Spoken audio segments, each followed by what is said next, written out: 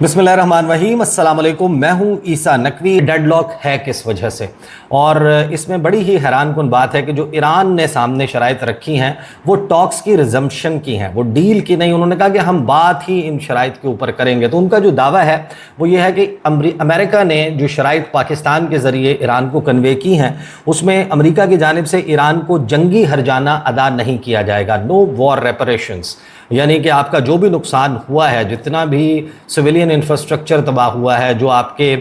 Naval assets का नुकसान हुआ है, जो आपकी ओवरऑल इकोनॉमी को डैमेज हुआ है, उसकी कोई भरपाई नहीं की जाएगी। उसके बाद 400 किलोग्राम जो अफसूदा यूरेनियम है वो अमेरिका के हवाले किया जाएगा। ये शर्त जो है वो अमेरिका की तरफ से रखी गई है। फिर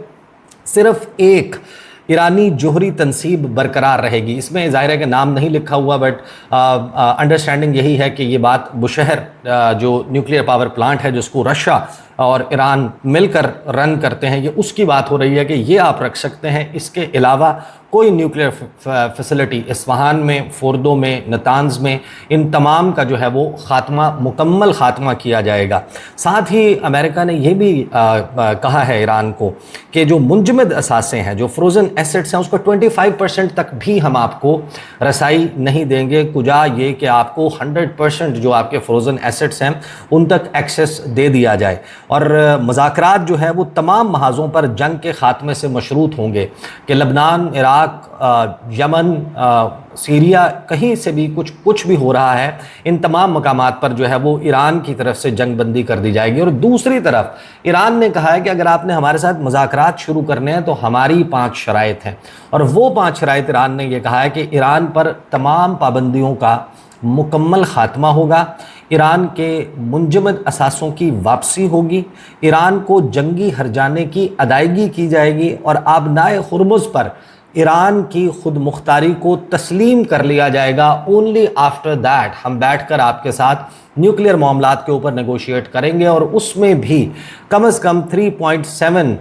जो % एनरिचमेंट है यूरेनियम की, वो हमारा राइट है सिविल न्यूक्लियर पर्पसेस के लिए। और वही जो joint comprehensive plan of action में ईरान ने एग्री किया था उससे ज़्यादा कुछ एग्री नहीं किया जाएगा। अब ये जो ईरानी मीडिया इदारों ने जो खबर दी है कि तेहरान ने अमरीकी फ़रीक की जानिब से पाकिस्तानी सालिस के ज़रिए ये जो तजावीज़ मौसूल हुई थी, अब इसमें जो एक क्लैरिटी मौजूद नहीं है कि क्या ये वो सिचुएशन या वो पोजीशन है जो अब रिपोर्ट हो रही है जो डोनाल्ड ट्रंप के दौरे चीन से पहले उनको कन्वे की गई थी, या फिर ये कोई फ्रेश जो है वो एक्सचेंज ऑफ प्रपोजल्स है जो अभी तक रिपोर्ट नहीं हुआ। तो डोनाल्ड ट्रंप की तरफ से जो गुस्सा है उससे यही अंदाज़ा होता है कि डोनाल्ड ट्रंप को या तो ये वही जवाब है, लेकिन आखिरी जवाब जो डोनाल्ड ट्रंप को ईरान की तरफ से मिला है वो बड़ा वाज़ेह है, और उसमें डोनाल्ड ट्रंप के लिए कोई फतह नज़र नहीं आती, जिसमें हम ये देख रहे हैं कि अब जो एक्सचेंज शुरू हो गया, before we come to the point के जहाँ पर हम ये डिस्कस करेंगे कि क्या अमेरिका जो डोनाल्ड ट्रंप जिस किस्म की धमकियां दे रहा है, क्या उस पर अमल दरामद होने जा रहा है या इस वक्त होना मुमकिन है, उस पर आने से पहले ईरान ने इसके ऊपर क्या जवाब दिया। ये जो डोनाल्ड ट्रंप ने कहा है ना कि घड़ी की सुइयां टिक टिक कर रही हैं, मैं हमला कर दूंगा, तबाह कर दूंगा, उनका कुछ भी नहीं बचेगा। जैसे कहते हैं ना, कख नहीं बचेगा, मुकम्मल तौर पर तबाह कर दिया जाएगा। A whole civilization will die tonight type जो धमकियां डोनाल्ड ट्रंप की तरफ से इस जंग में दी गई हैं, तो उस पर जो है वो जवाब दिया है ईरानी मुसल्लह अफवाज के तर्जुमान ने। और उन्होंने कहा कि दोबारा हमले की सूरत में ईरान का रद्द-ए-अमल ज़्यादा जारहाना और हैरानकुन होगा। जो दोबारा हमलों की धमकियां हैं उसके ऊपर रद्द-ए-अमल देते हुए ईरानी मुसल्लह अफवाज के तर्जुमान का कहना है कि इस बार ईरान का रद्द-ए-अमल ज़्यादा जारहाना और हैरानकुन होगा। अबुल फजल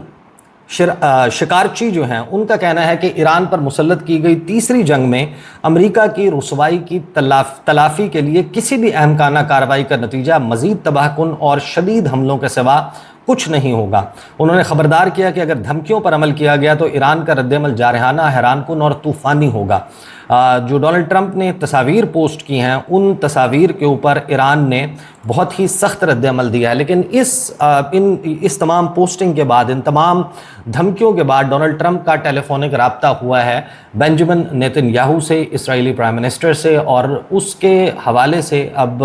इंटरनेशनल मीडिया को जब आप पढ़ते हैं, जो उसमें एनालिसिस लिखे जा रहे हैं, उसमें बड़ा वाज़ेह तौर पर यह दावा किया जा रहा है कि अब वो लम्हा आ गया है कि जहां पर आप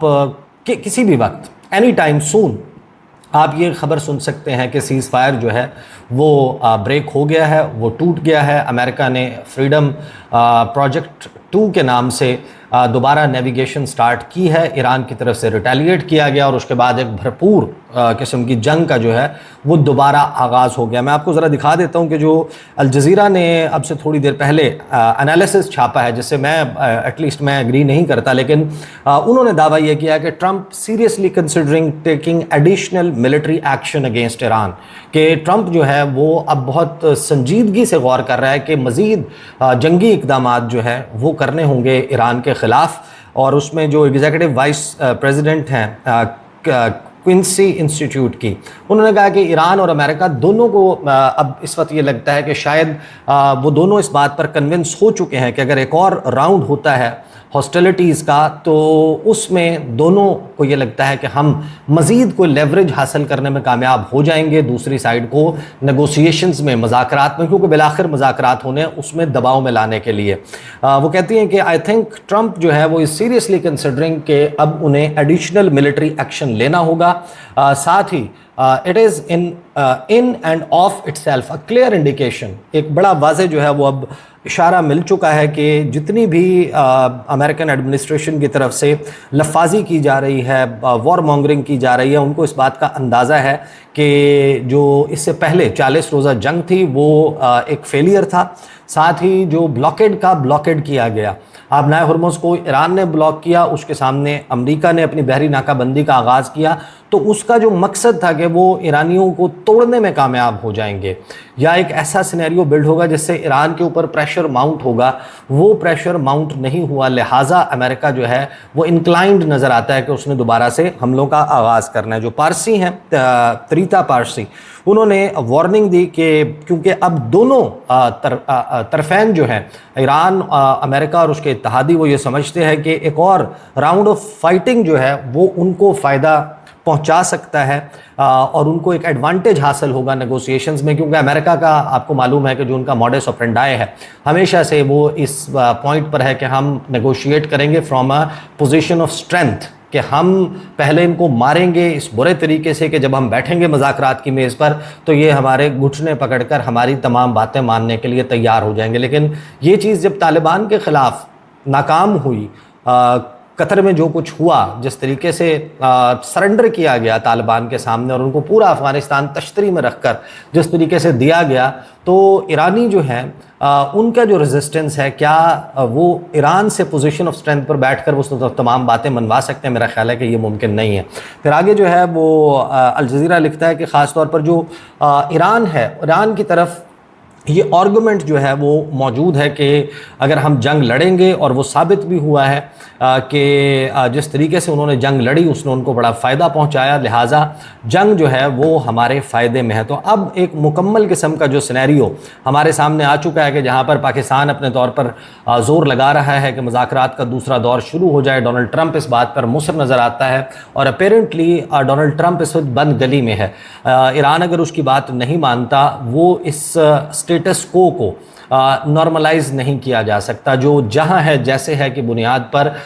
चीज़ें नहीं चल सकती। इस वक्त अमेरिका के लिए, अमरीकी इत्तेहादियों के लिए, यूरोप के लिए, खलीजी ममालिक के लिए, पाकिस्तान के लिए, पूरी दुनिया के लिए ये नामुमकिन हो चुका है कि इस जंग का जो बोझ है उसको बर्दाश्त किया जा सके। इस वक्त जो सूरत हाल है, जो महंगाई की सूरत हाल है, वो उस लेवल पर जा चुकी है कि जहाँ पर किसी भी वक्त आप देखेंगे कि बहुत सारे ममालिक हैं जहाँ पर शायद सिविल अनरेस्ट शुरू हो जाए, क्योंकि लोगों की परचेजिंग कैपेसिटी इतनी नहीं है। इस वजह से इस स्टेटस को तोड़ने के लिए ये इम्कान ज़रूर मौजूद है कि जंग का दोबारा आगाज़ हो सकता है। लेकिन ये अंदाज़े लगाना जो इस वक्त इंटरनेशनल मीडिया में लगाए जा रहे हैं कि शायद अभी अगले चंद दिनों में आप ये देखेंगे, मैं इस एनालिसिस से एग्री नहीं करता। मेरी अंडरस्टैंडिंग ये है कि शायद ये सबसे बुरा वक्त होगा, अगरचे ये हो सकता है, पॉसिबल है डोनाल्ड ट्रंप, नेतन्याहू वो कुछ भी कर सकते हैं, उनके लिए शायद ये कंसिडरेशंस नहीं होंगी, या उनके खलीजी ममालिक में कुछ इत्तेहादियों की शायद ये कंसिडरेशंस ना हो। लेकिन आज जब हम बात कर रहे हैं, यकम ज़िलहिज है और इस वक्त सऊदी अरब में आज़मीन हज पूरी मुस्लिम दुनिया से वो ट्रैवल कर रहे हैं और हज ऑपरेशन इस वक्त अपने पीक पर है। परवाज़ों का शेड्यूल मुतासर करना, इतना बड़ा हज ऑपरेशन उसको कंप्रोमाइज़ करना, उसमें डिसरप्शन क्रिएट करना, क्या ये मुमकिन होगा? क्या एक ऐसे वक्त में जब हज ऑपरेशन जारी है, और क्योंकि ये देखें, ये वो मामला नहीं है जो डोनाल्ड ट्रंप कह रहा है कि मैं एक झटके में 11 सम से हमला करूंगा और हम अपने तमाम ऑब्जेक्टिव्स आधे घंटे में 1 घंटे में अचीव कर लेंगे, हम उनके नए जो अब लोग लीडरशिप में आ चुके हैं उनको भी असैसिनेट कर देंगे, अपने तमाम वॉर ऑब्जेक्टिव्स अचीव करके हाथ झाड़ के यहाँ से चले जाएंगे। ये फॉर्मूला पहले भी नाकाम हुआ। अब भी अगर ये जंग दोबारा शुरू होती है, I am not saying at all कि ईरान इस पोजीशन में है कि वो इन सबको खा पी जाएगा, तबाही दोनों तरफ होगी, लेकिन ईरान की retaliation there is no guarantee कि वो 1 दिन होगी, 2 दिन होगी, और जब जवाबी हमलों का सिलसिला शुरू हो जाता है, इट इज़ एनीबडीज़ गेस कि आप दोबारा किस तरीके से उसको you bring it to a close, कि किस तरीके से आप दोबारा फायरबंदी करवाएंगे। तो ये वक्त के जब हज ऑपरेशन अपने पीक पर है और फिर इन ज़ाहिर है कि हज के फ़ौरन बाद अचानक से ख़त्म नहीं हो जाता, जो लाखों करोड़ों लोग वहाँ पर मौजूद होते हैं उनके अपने अपने वतन जो है वो महफूज वापसी, उसके लिए जो फ़िज़ाई हदूद हैं उनकी बंदिश नहीं चल सकती, उसके साथ ये तमाम मामला नहीं चल सकता। तो अमेरिका के जो इत्तेहादी हैं इस रीजन में, गल्फ़ में, चाहे वो सऊदी अरब हो, चाहे वो मुत्तहिदा अरब अमारात हो, कतर हो, बहरीन हो, कुवैत हो, इन ममालिक से भी लाखों लोग जो हैं वो हज के गर्ज से ट्रैवल करते हैं सऊदी अरब। क्या ये ममालिक इस सेंसिटिविटी से आगाह नहीं है? मेरा ख्याल है कि ये तमाम ममालिक भी मिलकर जो है वो डोनाल्ड ट्रंप को ये बताने की और समझाने की कोशिश करेंगे कि अगर इस वक्त आपने ऐसा कुछ किया तो चीज़ें बड़े एडवर्सली आपके अगेंस्ट जा सकती हैं। और फिर ये सवाल भी मौजूद होगा कि ईरान इन दिनों में किस तरीके से रिटेलिएट करता है, और उसके बाद आपको मालूम है कि मुहर्रम का महीना शुरू होने वाला है। तो जब मुहर्रम का आगाज़ होता है तो उस वक्त फिर ये तमाम रीजन जो ईरान है, इराक है, शाम है, यहाँ पर आपको पता है कि सेंटिमेंट किस किस्म का होता है। तो वक्त ऐसा चल रहा है कि जिसमें ख़ास तौर पर जो हज ऑपरेशन है उसके दौरान मुझे नहीं लगता है, मुझे ये ज़रूर लगता है कि